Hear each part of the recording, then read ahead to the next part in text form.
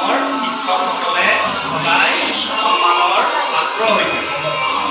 এতিয়া আজিৰ এই পবিত্ৰ দিনটোত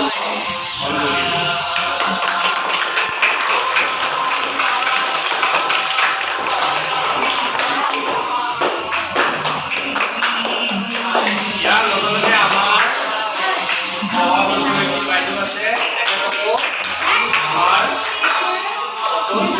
পুষ্প অঞ্জলি কৰিবলৈ আহ্বান জনাইছোঁ।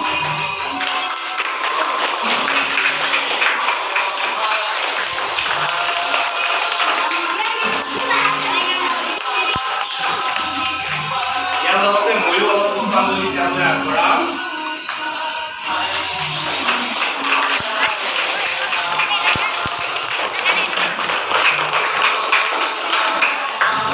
এতিয়া আমাৰ প্ৰধান শিক্ষয়িত্ৰী মহোদয়াই